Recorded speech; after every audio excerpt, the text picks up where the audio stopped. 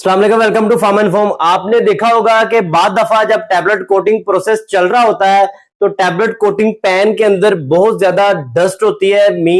ये फिजिकली नजर आ रहा होता है कि हमारे पैन के अंदर जो है वो काफी सारी डस्ट है जो जनरेट हुई हुई है और वो बाहर जाने की बजाय पैन के अंदर ही जो है वो घूम रही है और उड़ रही है।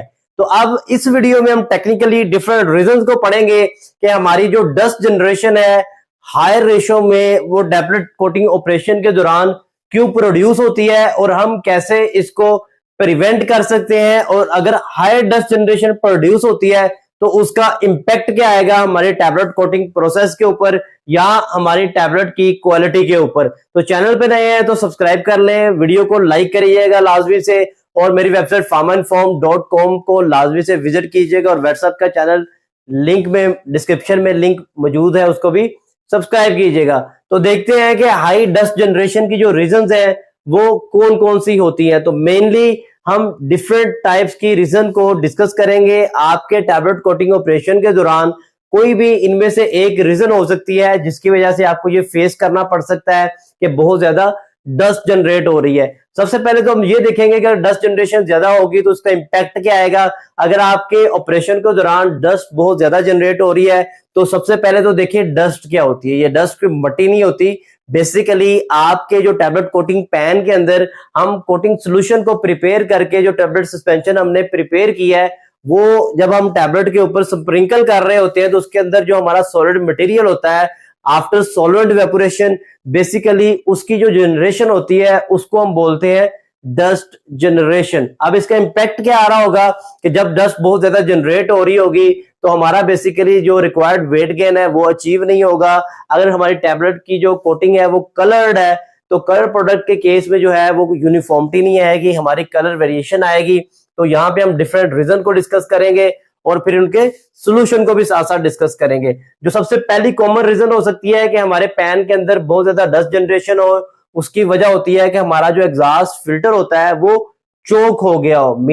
अगर हम अपने एग्जॉस्ट फिल्टर को रेगुलर फ्रीक्वेंसी के ऊपर वॉश नहीं कर रहे होंगे या क्लीन नहीं कर रहे होंगे और वो चोक हो जाएगा तो जो आउटलेट डक्ट के थ्रू हमारी डस्ट ने रिमूव होना होता है वो बेसिकली चोक फिल्टर की वजह से हमारे पैन के अंदर अकमुलेशन होना उसकी स्टार्ट हो जाती है। नेक्स्ट पे आता है लेस एग्जॉस्ट ओपनिंग। बाद दफा क्या होता है कि हमारे फिल्टर चोक नहीं हुए होते लेकिन जो हमारा एग्जॉस्ट होता है जिसको हम नेगेटिव प्रेशर भी बोलते हैं पैन के अंदर हमने उसको कम मेंटेन किया होता है, जिसकी वजह से जो हमारी प्रॉपर सक्शन है एग्जॉस्ट डक्ट के थ्रू वो नहीं हो रही होती और जो हमारी डस्ट जनरेशन है वो पैन के अंदर अकोमुलेट होना स्टार्ट हो जाती है। फिर आता है हाई इनलेट एयर टेम्परेचर। बाद दफा क्या होता है हमारे फिल्टर भी चोक नहीं होते, हमारी एग्जॉस्ट ओपनिंग भी ठीक होती है, लेकिन हमारा जो इनलेट टेम्परेचर है वो इतना ज्यादा हाई होता है कि हमारी जो सॉल्वेंट इवेपोरेशन है वो टैबलेट तक पहुंचने से पहले ही हो जाती है और जो सॉलिड कंटेंट हमारा टैबलेट के ऊपर डिपॉजिट होना चाहिए वो बेसिकली इवेपोरेशन की वजह से, सॉलिड इवेपोरेशन होने की वजह से जो पाउडर पार्टिकल्स होते हैं वो पैन के अंदर हमारे उड़ना स्टार्ट हो जाते हैं और काफी सारी ज्यादा क्वांटिटी में वो पाउडर जब जनरेट होता है तो एक डस्ट टाइप की जो फीलिंग है वो पैन के अंदर आ रही होती है, जिस वजह से हमारा जो वेट गेन है या कलर वेरिएशन के डिफेक्ट्स हैं वो बेसिकली इसी वजह से आ रहे होते हैं। नेक्स्ट होता है slow RPM of peristaltic pump. बाद दफा क्या होता है कि आपका टेम्परेचर इनलेट हाई होता है लेकिन आपके जो पंप की स्पीड होती है, जो सॉल्यूशन ट्रांसफरिंग रेट होता है वो बहुत कम होता है, जिस वजह से हमारा जो सॉल्वेंट है उसकी इवेपोरेशन फास्ट होती है और उसी तरह हमारा जो सॉलिड कंटेंट है वो पहले ही इवेपोरेट होने की वजह से सॉल्वेंट की वजह से हमारे पैन के अंदर उड़ना स्टार्ट कर देता है।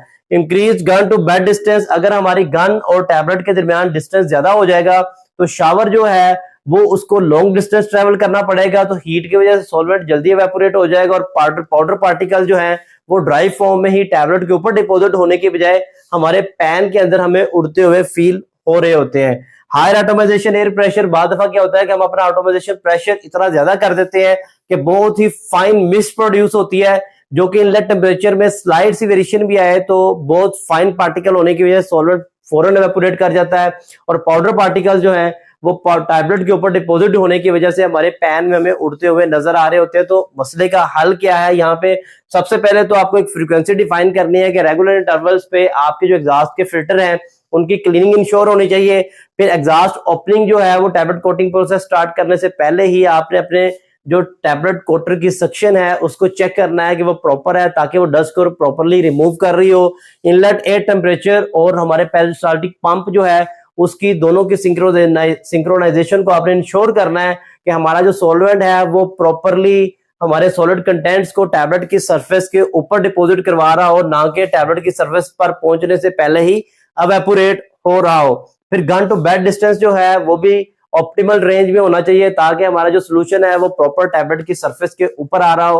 उम्मीद है आपको इस छोटी सी वीडियो से ये समझ आ गई होगी कि डस्ट जनरेशन की रीजंस क्या होती है ड्यूरिंग टैबलेट कोटिंग प्रोसेस।